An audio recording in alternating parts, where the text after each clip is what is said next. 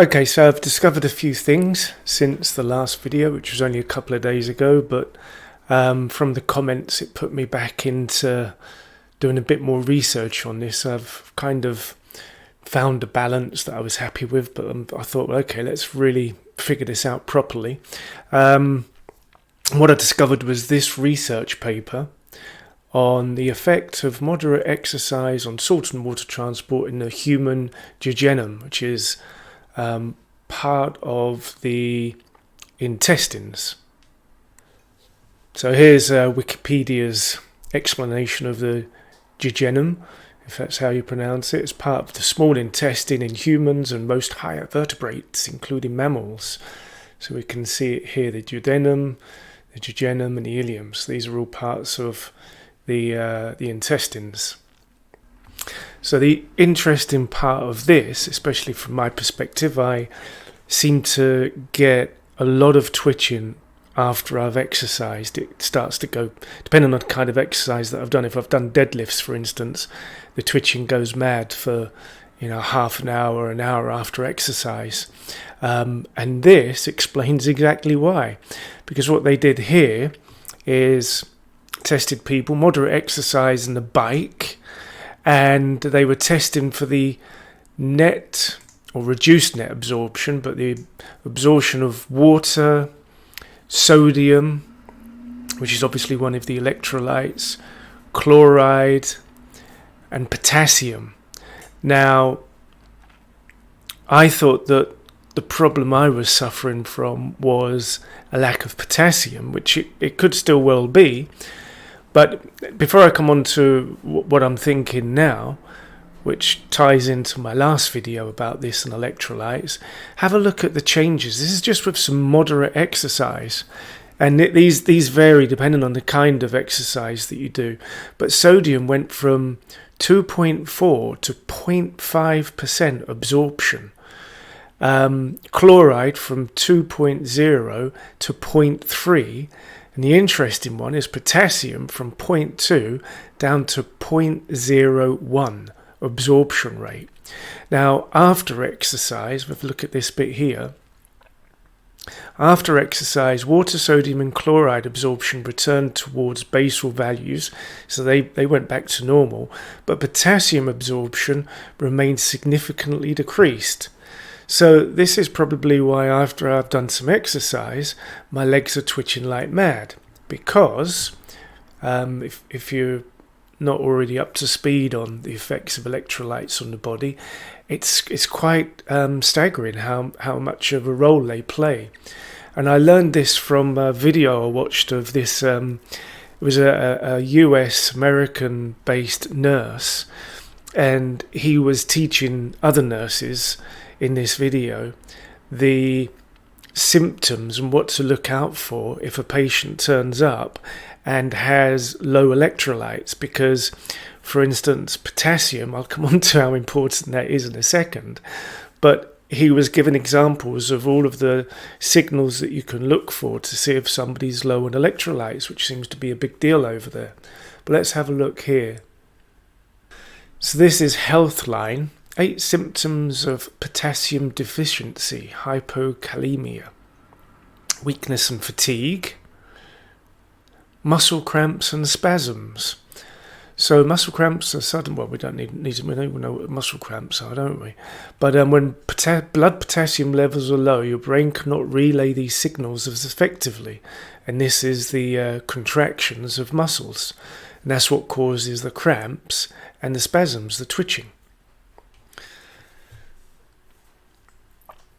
So you can see here, this is a Wikipedia article on potassium, and it says, in fact, potassium is given in heart bypass surgery to induce cardioplegia. And cardioplegia is the intentional and temporary cessation of cardiac activity, primarily for cardiac surgery. It's also, potassium is used in lethal injections, which is what this page is actually about. 3 solutions are given, including the final injection of a potassium solution to cause the heart to stop beating. So I found this really interesting, and so I started to look a little bit more at the ingredients that I was using in the sachets, because they were having an excellent benefit on my calf twitching, and also stopping me from getting muscle cramps at night in my calves and my feet, which I can get very easily if I don't keep my electrolytes balanced. So these are the sachets that I use. They're rehydration treatments for people who've actually suffered from diarrhea.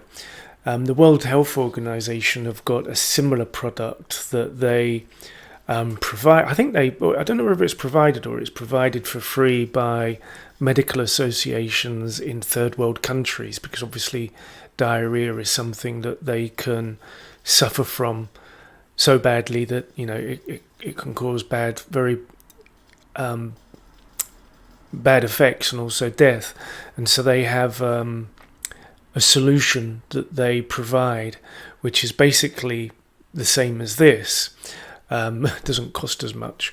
So this one, the working ingredients seem to be, apart from the potassium, obviously, potassium chloride I already have in tablets, and I thought it was maybe the tablets weren't a good quality and therefore weren't working.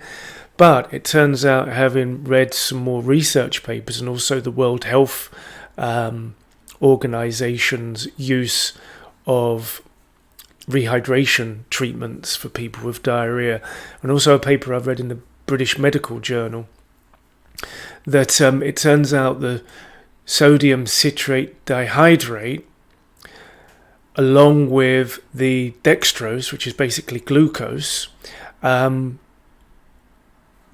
increases the absorption rate of both the sodium and the potassium into the body. So where I've been taking potassium chloride and sodium chloride, which is just your normal salt, I was using the Himalayan salt, that wasn't providing the absorption rate that my body needed to be able to use the potassium and sodium to the best effect. So it turns out maybe the potassium isn't the problem, or the potassium chloride, but it's the sodium chloride that wasn't working well enough, and I have to create sodium citrate dihydrate. Now you can look up yourself what that means, but basically sodium citrate, I believe, is a mixture of sodium and citric acid, which you get from fruit. So last night, I ran out of sachets, and so had to come up with a working solution. And what I did, luckily I had my girlfriend put squeezed fresh lemon juice into ice cube trays, and so I managed to get 3 or 4 ice cubes of lemon juice, and mix that with some bicarbonate of soda, and that then, I believe, if there's any chemists out there, please correct me if I'm wrong, that created a sodium citrate, at least, maybe dihydrate, I'm not sure, solution. But that, along with some potassium chloride tablets and some honey, I also put honey in it to provide the glucose, which seems to create the high absorption ability of the solution. And I had a great sleep. No severe muscle twitching. I didn't notice my muscles twitching. Importantly, they were twitching, and I was starting to get a few cramps as I was going to bed. And about 10-15 minutes after having this drink, which it's like I had it in a jar, and it felt like I was drinking some kind of Dr. Jekyll and Mr. Hyde potion, because it was all bubbly and fizzing. But after about 10 or 15 minutes, my legs started to calm down, didn't notice them, and I didn't get any cramps at all. I had a really good sleep. So it looks like it works. It seems to be very cost effective. Bicarbonate of soda is really cheap. You can buy sodium citrate. I haven't managed to find dihydrate yet on Amazon. But it seems to have done the trick, and my potassium chloride tablets are now it seems to be functioning very well. So I hope that helps clear things up. I think to sum this up really, and the message is these different electrolytes, your potassium and your sodiums, not all potassium and sodium are equal. You have to find the correct ones, and potentially the ones that work for you as well. For me, these sachets work brilliantly, and I think I found the homemade variety that will cost a fraction, probably a tenth of the cost of what the supermarkets are charging for these sachets. So I hope that helps. Good luck. I hope your BFS disappears soon.